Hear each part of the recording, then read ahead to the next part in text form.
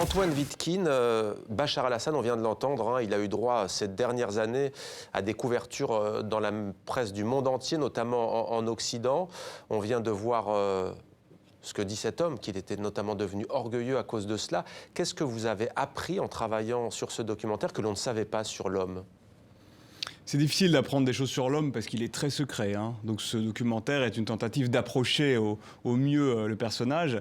Et c'est d'autant plus important que finalement la réalité syrienne et de la guerre en Syrie est une réalité géopolitique avec des intérêts d'État puissants, contradictoires, inutile d'y revenir. Mais la question Bachar el-Assad, la question du personnage, de ses intentions notamment, est centrale. Aujourd'hui, les négociations qui s'ouvrent demain à Astana, l'une des questions centrales, il y en a plusieurs, mais l'une des questions centrales, c'est la question Bachar el-Assad. Qu'est-ce qu'on fait de lui? Où va-t-il? Est-ce qu'il reste? Etc., etc. Donc il m'apparaissait intéressant de me pencher sur le personnage. L'extrait que vous avez choisi est parfaitement judicieusement choisi, parce que ça raconte aussi à quel point nous sommes, nous les Occidentaux, puisque ce documentaire est aussi sur le regard et le rapport que nous avons occidentaux avec Bachar el-Assad. Nous sommes aussi partie prenante de cette histoire. Et puis pour vous répondre plus directement, ce qui apparaît, je pense, dans mon film, ce qui m'a sauté aux yeux, c'est à quel point le personnage, mais à l'image de son régime,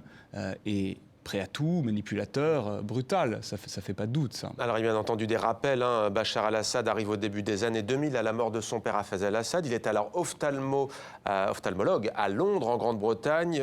À l'époque, beaucoup parlent d'un changement à venir possible, d'une nouvelle ère démocratique. Son épouse Edith, moderne, banquière, née à Londres. Vous expliquez dans votre documentaire comment, en fait, il a réussi au fil des ans à retourner l'Occident. D'abord, on le voit comme un allié. Ensuite, il tombe en disgrâce et aujourd'hui, il revient justement. Oui, de manière forcée. L'Occident n'a jamais été d'une totale naïveté, évidemment, envers Bachar el-Assad. Tout le monde sait très bien ce qu'est la Syrie. À la fois, tout le monde sait très bien que c'est un pays extrêmement répressif et en même temps que c'est un pays clé du Moyen-Orient. Et ça a été le cas dans les années 2000. Mais je crois que cette histoire, c'est une histoire d'illusion et de désillusion. Il y a eu des illusions occidentales lorsque Bachar el-Assad arrive au pouvoir. Vous l'avez rappelé, dans ces conditions-là, il paraissait nouveau, peut-être plus occidentalisé, peut-être plus moderne, peut-être prêt à réformer son pays. Ça n'a pas eu lieu. Ça s'est soldé d'ailleurs par la crise libanaise et notamment l'assassinat d'un Premier ministre en exercice.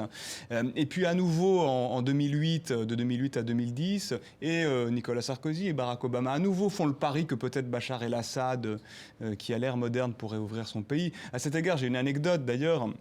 Je ne la cite pas dans le film parce qu'elle n'est pas vérifiée à 100%, mais elle me paraît crédible. On dit que Nicolas Sarkozy, allant voir Barack Obama et plaidant pour la réouverture des relations avec la Syrie, aurait dit à Obama « mais regarde sa femme ». Sous-entendu, regarde, il est comme nous. Bon.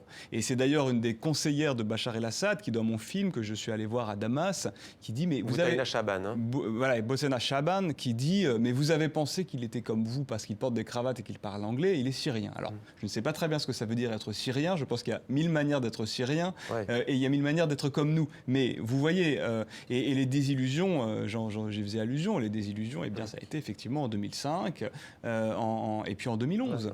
Et à nouveau, maintenant, on rentre à nouveau dans cette phase-là, une phase où les Occidentaux, ou une partie des Occidentaux plutôt, et des opinions publiques, ont à nouveau une illusion sur Bachar el-Assad. Et disent au fond, mieux vaut Bachar el-Assad que Daesh. Hein. Mieux vaut Bachar el-Assad que Daesh. Et si vous voulez, en un mot, hein, le but de ce film, c'est pas de rentrer dans ce débat-là. Peut-être qu'effectivement, aujourd'hui, confronté à Daesh, à ce qui est devenu la Syrie, on va être obligé de négocier, de faire avec Bachar el-Assad. Je ne suis pas diplomate, c'est pas moi qui aurai à le faire, mais peut-être qu'on en sera là. En revanche, ce que je veux, à travers ce film, c'est rappeler, la responsabilité que Bachar el-Assad a dans la situation de la Syrie aujourd'hui et dans le chaos qu'il a attisé. Et notamment pour rester à tout prix au pouvoir, et notamment, je rappelle aussi dans ce film, son jeu extrêmement trouble avec les djihadistes, et puis c'est rappeler qui il est, et qu'est-ce que c'est que cette dictature syrienne qui, je le pense, comme toute dictature d'ailleurs dans cette région, produit, est le meilleur, si vous voulez, aliment de l'islamisme radical. Donc le but c'est de, au moins, d'avoir ça à l'esprit, se situer en connaissance de cause.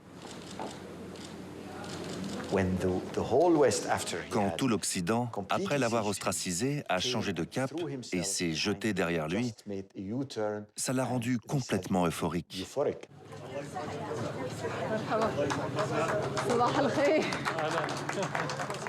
Sa personnalité a commencé à montrer de nouveaux aspects. Encore plus en 2010. Peut-être les médias internationaux ont-ils contribué à cela.